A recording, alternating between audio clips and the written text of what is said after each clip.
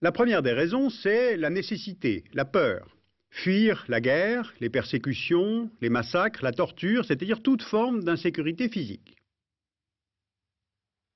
Deuxième facteur de migration qu'on peut rattacher à l'insécurité, la pauvreté ou la précarité. Cette pauvreté fabrique bien logiquement ce qu'on appelle des réservoirs migratoires, comme en République démocratique du Congo, au Bangladesh ou aux Philippines.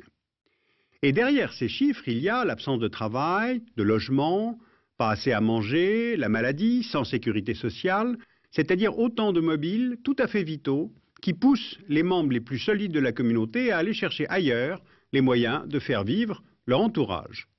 Et ces migrants vont d'abord vers les zones économiquement les plus dynamiques, c'est-à-dire les grandes villes ou les pays voisins, comme les migrants du Zimbabwe ou du Lesotho vers l'Afrique du Sud, les Bangladeshis vers l'Inde ou les Colombiens vers le Venezuela.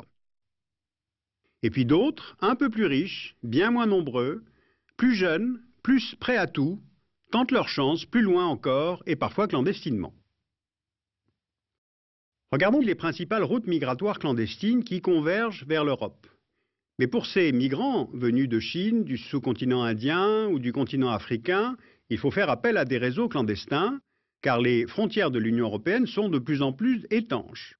Le parcours est de plus en plus long, coûteux, dangereux, au point que de nombreux émigrants s'arrêtent en chemin dans des pays d'étape, qui deviennent alors pays d'accueil.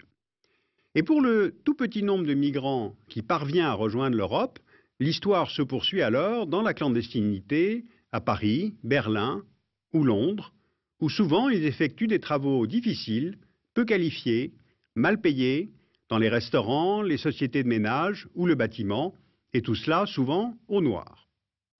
Donc d'un côté, attention à ce qui en fait favorise la clandestinité, mais en même temps méfions-nous des généralisations, car on trouve de plus en plus de migrants issus des classes moyennes, diplômés et parfois même très qualifiés. Car il y a d'autres raisons de migrer, comme les diplômes, la qualification sous-employée. Cette carte montre les pays dont plus de 30% des médecins sont partis, comme en Somalie ou en Papouasie. 63% des médecins angolais ont quitté leur pays et tous s'expatrient vers les pays de l'OCDE. Car pour eux, il ne s'agit pas forcément de chômage ou de pauvreté, mais de conditions de travail, de niveau de revenus, de perspectives professionnelles, en rapport avec une formation qui, en plus, a été financée par leur propre pays. Eh bien, on trouve ce type de migrants aussi bien dans les pays du Sud que dans les pays du Nord. Ils sont par exemple informaticiens indiens en Allemagne, allemands en Californie, des infirmières philippines au Royaume-Uni ou anglaises aux États-Unis, ou bien encore des ingénieurs algériens en France ou français dans les États du Golfe. Autre facteur migratoire, les diasporas, car elles tissent des réseaux communautaires actifs, fortement intégrés, économiquement organisés, qui stimulent les mouvements migratoires au sein de ces communautés. La diaspora libanaise, chinoise, indienne un peu partout dans le monde, diaspora marocaine très implantée en Europe, diaspora philippine qui est un gros réservoir de main-d'œuvre mondiale sur les deux continents, et on pourrait ainsi multiplier les exemples, mais ce qu'il faut en retenir, c'est que d'un pays à l'autre, ces diasporas créent en somme un petit peu de solidarité. Aux personnes déplacées par les violences politiques s'ajoutent désormais des réfugiés dont le nombre va augmenter dans les années à venir, ceux qui vont fuir le changement climatique.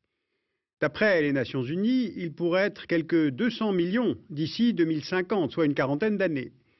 Ils viennent déjà des Tuvalu, de Polynésie, de Calédonie, bientôt des Maldives ou des Bahamas. Ils viendront aussi de zones de delta, comme celui du Gange, dont près de 60 millions de personnes devraient partir si la mer montait d'1 mètre, ou bien encore le delta du Nil, qui est évidemment tout à fait central à la stabilité d'un État comme l'Égypte.